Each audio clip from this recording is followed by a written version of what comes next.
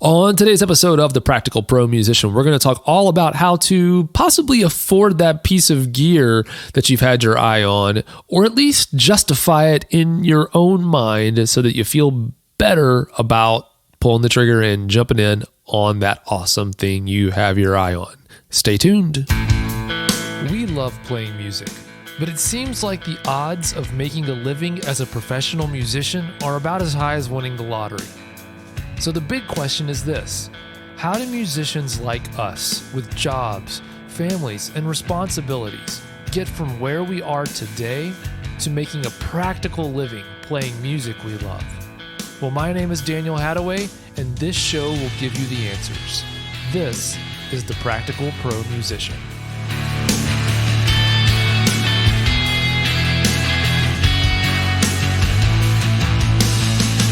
Hey, welcome back again to The Practical Pro Musician. My name's Daniel, and I'm so happy you are here with me again today. If you notice, at least to me, it seems like my voice is a little bit deeper. That's for two reasons. One is, of course, it's, I was going to say it's allergy season here in Tennessee, but that's like all year round, so that's nothing new.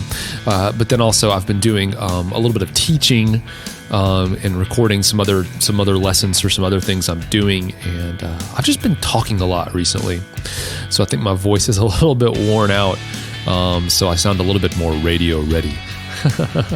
How are you? I'm glad you've decided to join me again.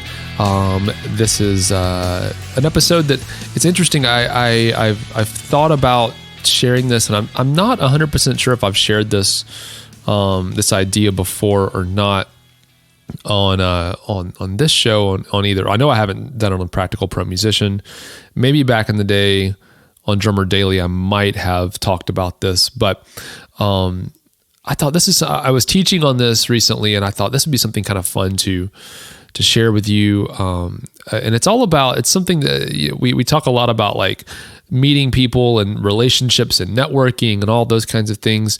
But I thought we'd talk about something kind of fun today. At least it's fun to me, and that's gear and buying gear and how to afford gear and all that kind of stuff. And I guess if you hear this episode and you're like, man, Daniel, this is not interesting or fun at all to me, I guess that means that you're less of a geek than I am, because I love this kind of stuff. I think the reason why I love this kind of stuff is that, and we're not going to get too heavy into finances or anything like that. It's just a couple of ideas.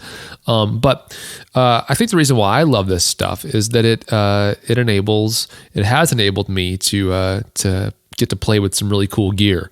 And I don't know many musicians who don't love gear. And so if you're anything like me, I think that you're going to get a kick out of today's episode. Now, I do want to say this about what we're going to talk about. I have to say this, I think. I don't have a lawyer, but if I did, he'd probably tell me, she would probably tell me, you need to make sure you say this, which is, I'm not a financial expert. I don't even pretend to be one. And so you should not listen to much of anything that I'm saying here without talking to somebody who does know what they're talking about, a trained professional, a certified professional, because that's not me. And so this is, I would say what today is more of a thought experiment, a fun exercise to help you consider the possibilities, and then go and do some of your own research and decide if this is something you want to do or not. But don't just take my word for it on this stuff and then go do it. 'Cause this could be, for some reason that I'm not aware of, could be a terrible idea. And I don't want to be the reason why you make a terrible financial decision. But yeah, this is a fun thing to talk about. All right, so with that said, and this is not a concept that I originated by any stretch of the imagination. This is not my idea. This is not something I came up with.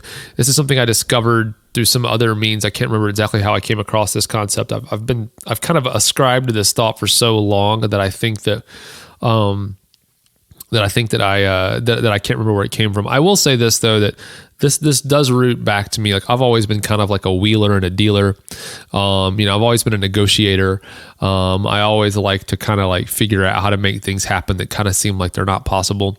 And so maybe it comes from that even deep into my childhood, this idea originates. All right. So let me kind of I'm just going to give you an example of a piece of gear that I bought a while back.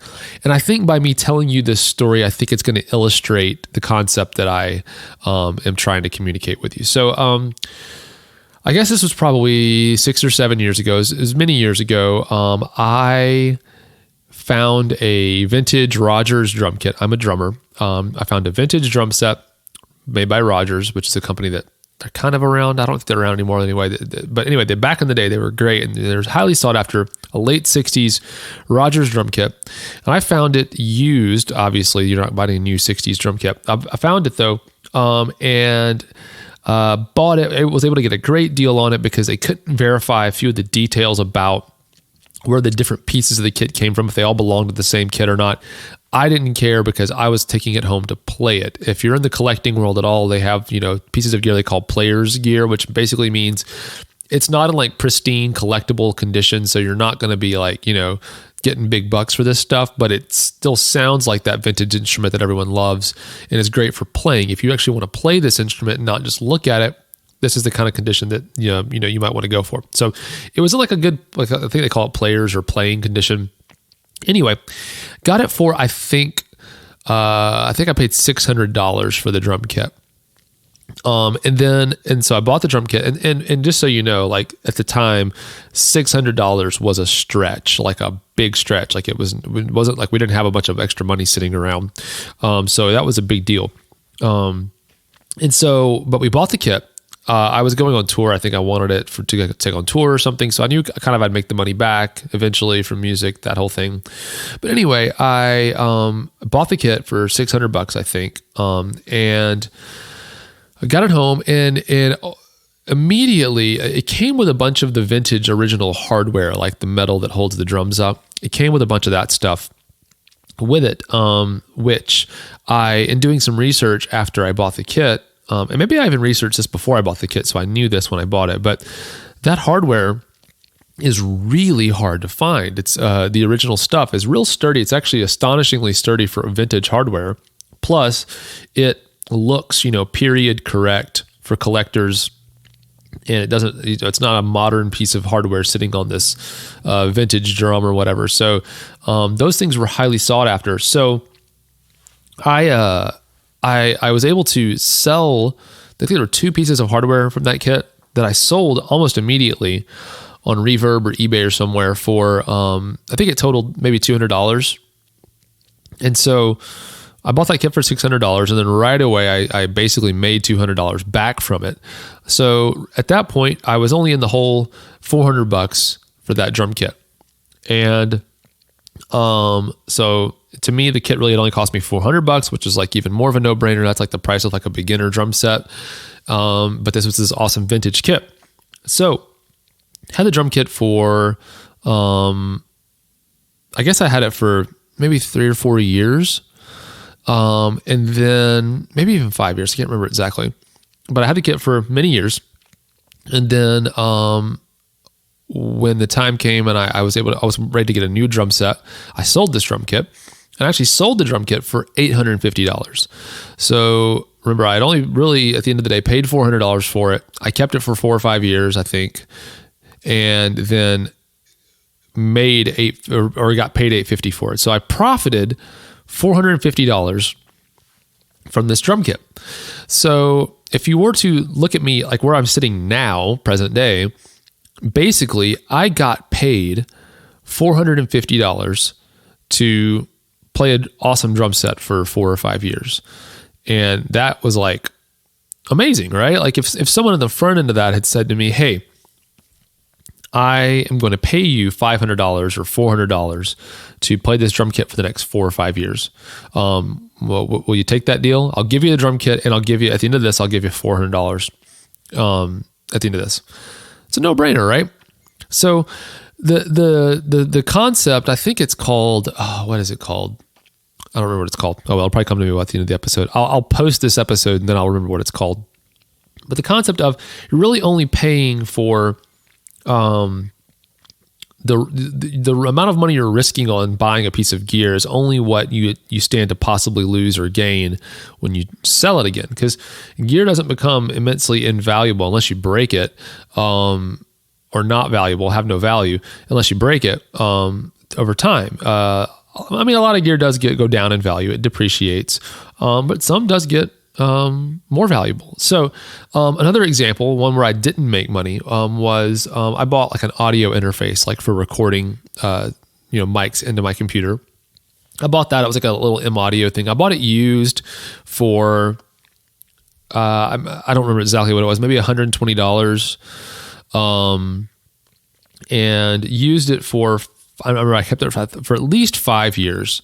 And then I sold it when I upgraded a computer and it was no longer compatible with the computer that I upgraded to. I sold it through Craigslist or something for $60. So I lost $60, but I got to use it for 5 years. And if you were to basically kind of like prorate out that $60 that I lost over 5 years, that means that I paid $1 per month for 5 years to have this wonderful audio interface. It had like tons of inputs and outputs, and as a drummer, that's a very helpful thing to have. So I paid $1 a month for 5 years to have that piece of gear. And again, at the beginning of that, if someone said, "Hey, Daniel, I will give you this piece of gear and you just need to pay me $1, just hand me a $1 bill every month and you can keep it," it'd be a no-brainer. So the concept is like the idea that I was only really risking when I paid that $120 for that interface. I really was only risking whatever amount of money that it would go down in value for the life of how long I had it. So I was basically only needed to cover depreciation. It's almost kind of like leasing something, but where you can keep it as long as you want it. You don't have to turn it back in, and it's yours from day one. Because you can get, basically what you're doing is you're just risking the depreciation. If you play your cards right, sometimes you can keep track of how certain pieces of gear go up and down in value over time, and buy something when it's gone down in value pretty low, and you're lowering the amount of risk you have. So again, I'm sure some financial person is going to write in and say it's called this or that, and it's a terrible idea. But to me, it's enabled me to get some gear, or at least in my mind, justify buying some really nice gear, because I know that at the end of all of it, if I want to get rid of it and I need the money, I can sell it. Now, a couple of caveats to this. Number one is it's risky. You don't want to do this with money you don't have. So I would never, for example, like put a bunch of gear purchases on a credit card and at the same time justifying it by saying, "Oh, well, I can sell it down the road and only have to pay for depreciation." Because the reality is the whole time you're paying off that credit card, you're paying interest on that. And that kind of starts to eat into anything you might stand to gain, or any kind of losses that you're mitigating by taking this method are completely eaten up by credit card interest. So do not do this with a credit card. And the other thing is, the other kind of the flip side of that is, you still have to have that money that you're out of pocket while you have that piece of gear. So, I'm looking right now as I'm recording this at my drum kit by A&F Drum Co. Those are expensive drums, and I had to have the money on the front end to pay for those drums. And I mean, I had a deal. I have an artist deal with them, but they're still expensive drums, even with the deal. Because side note on endorsements, no one's giving stuff away for free most of the time. So that's not how it works. And you also have, there's two sides to every deal like that. So anyway, I still had to pay a lot of money for these drums.